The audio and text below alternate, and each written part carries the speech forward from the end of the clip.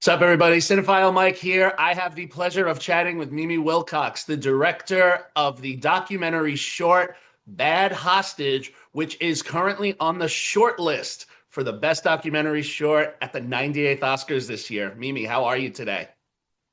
I'm doing pretty well. Thanks so much for having me here. My pleasure. Let's dive right into it. There's a powerful story here to be told. What was the moment that you realized that this story needed to be told now, and specifically in this short form as opposed to a feature? Yeah, great question. It's funny because the film, of course, gets into this concept of Stockholm Syndrome and challenges that concept, but it started just as a personal documentary. So I started by sitting down and talking to my grandmother. And at that point, I really didn't know what the film was going to be about. I thought it was going to be more just focused on my own family. But quickly I knew that there was something there because talking to my grandmother, I was just blown away by her. I had been hearing this story my whole life from my mom about the time that my grandmother was held hostage and thought it was an amazing story. But I had a whole new appreciation for it, hearing my grandmother speak about it. And I think when I went in and started talking to her and the rest of my family, I thought that what I was going to be looking into was sort of memory and how the story was different to everyone in the family and how trauma, impacted them. But I found that really what they were most sort of passionate about and where they kind of led the story in my mind was more around the backlash that they received, that my grandmother received, because she said that she was more threatened by the police than she was by the men holding her hostage.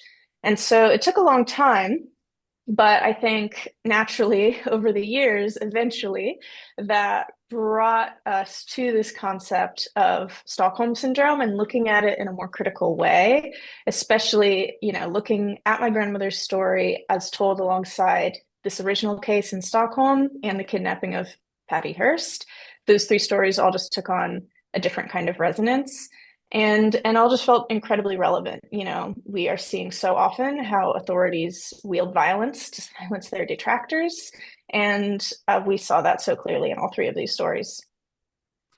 And now the biggest thing with documentary filmmaking, right? Trust is everything. It's truth, it's trust, and it's building that.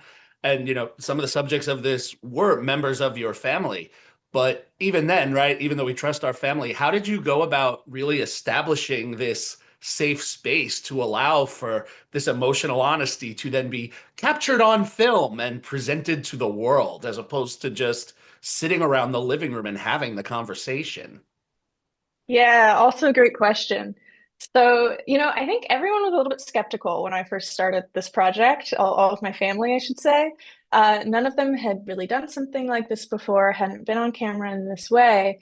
And my grandmother in particular, her attitude was sort of, why would anyone care about this? Like I'll talk to you, but why does anyone want to hear about this? And so there was definitely some initial skepticism. And I think I was honest with them that I wasn't totally sure what this was going to be, that we were all going to sort of figure it out. And something that was important to me also was to give them an opportunity to see the film before we locked it. So when we were kind of fairly far along in the process, such that it was, a watchable film, but hadn't let yet, finalized it at all, we had a screening with my family. And that was a really wonderful experience. Everyone kind of getting to see it together. Everyone ultimately was happy with it, so there was nothing we needed to open back up. But that was really great and a big relief. I think one way that I really appreciate my family's trust in me during this process is that the it took 6 years about to make the film, nearly. So that's a lot of waiting. You do an interview and then 4 years later, it's just like, so is this happening? So I tried to do my best to kind of check in on them every once in a while, let them know that yes, it's still getting made. It's going to take a little more time. So I really appreciated their willingness to hang in there with me for such a long period of time. And then I was really glad to be able to show them the film ahead of time so that they would be able to weigh in with any issues they had. Nice. And so once you collected all this, and wow, 6 years worth of collecting information and working, there's a beautiful sense and a strong sense of narrative momentum in this documentary. So you edited the piece as well. At what point in the edit did this story really click into place for you? Oh my gosh, it was such a process. It was such a process, and we definitely had help. But yeah, it was, I think, a really, really fun and satisfying edit because we had these three stories to weave together. And we were working kind of a lot of different forms too. You know, we had these interviews, we had some kind of more observational footage, and we had all this archive. And so it was a real challenge figuring out how to move between those stories because we wanted to show how they were connected and show the resonance between them, but without drawing any false equivalencies between them. You know, these are all really different stories, also. And so we didn't want to further flatten them by suggesting they were the same. So, you know, there was a lot of good advice we received over the years. We brought on at a certain point a consulting editor, Ninev Munir, and she really was a huge help in figuring out the structure too. I had been so close with the material for so long, and it was my family, you know. Um, but you know, there's one thing that a kind of anecdote I heard that I really, really kind of helped me think about how we had cut the film was the editor Amy Foote talking about editing the wonderful film All the Beauty and the Bloodshed. She talked about trying to find trapdoors in the footage.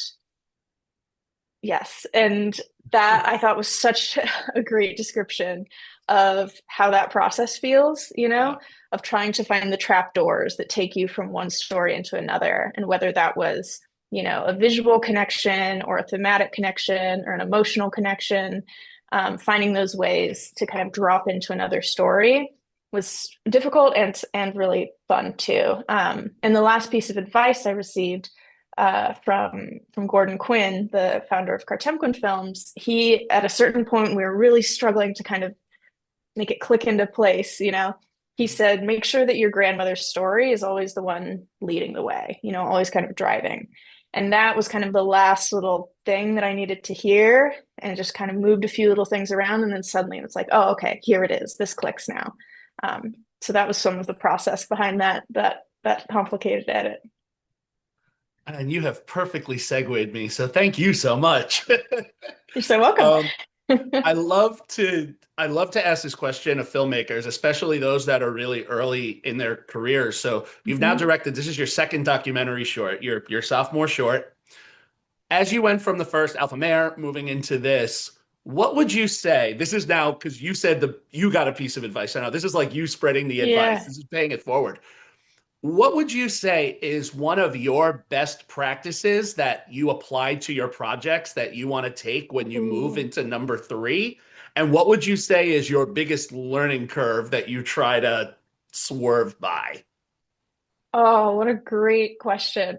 Um, I hope to come up with something more specific for you, but something I want to say just off the bat because it is really my mantra is trust the process. And this is something I think I've really had to learn as an editor, and it definitely applies to directing as well. But I guess to be a little bit more specific about that, I just think that I've never ever ever worked on a project where at a certain point I didn't feel like it was totally impossible and wasn't going to happen. You know, there's always some moment for me where you're deep in it and it just feels insurmountable, you know? And I think learning that that is just part of the process and that's normal and you will get through that and feel a different way has been one of the most valuable things to me as I've continued to make more work. You know, now when I have that feeling, I'm not afraid of it. And in fact, sometimes it can be motivating because it's, you know, it's like, oh, great, I've reached this point, you know? And I don't know, I like to like sometimes to, I mean, it's maybe a fairly obvious metaphor, but doing a jigsaw puzzle, you know, Right. you start and you've just got all these pieces and it can feel overwhelming, especially if it's one of those, it's like all one color, you know, it just feels Mhm. impossible. And then you just start it. You just start on it and you find the edges and you know, some of it is really arduous and you're just trying one after the other. And but sometimes you get into a groove and you make something really quickly. And of course, it's more fun and goes more quickly when you have a team of people helping you with it. So that's that's just something that really, really gets me through on all these projects, and and has really helped me become more comfortable with it. Nice. And in closing, after people spend some time in your world and watching Bad Hostage, what are you hoping that viewers reconsider, or probably even the better word to use, reframe in their thinking when they walk out of this? Yeah, so obviously, I really hope that people come out with a different understanding of the concept of Stockholm syndrome. You know, whether or not they think it's a fallacy or not, I hope that they recognize the way that using this term reduces these these stories and you know how using the term Stockholm syndrome eliminates context and reduces these stories to the pathologization of the women at their center.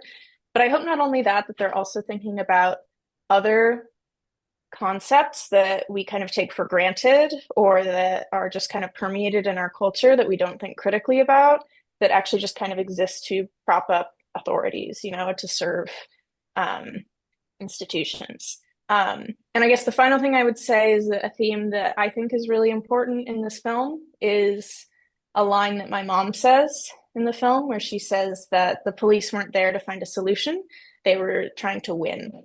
And I think that this is something we see a lot. We see interpersonally, we see in global conflict, and it's definitely a frame that I now see things through is trying to catch that when that's happening, when someone is just trying to find a win and is coming at a situation with aggression and violence, as opposed to trying to keep people safe and find solutions. So those are some of the conversations that I hope this film starts.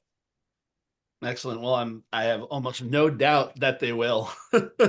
Mimi, thank you so much for taking the time to chat with me today. Enjoy this journey and best of luck as we see how the film shakes out. And let's see if it grabs one of those coveted 5 spots. Thank you so much. This is such a pleasure. It was a pleasure. Thank you.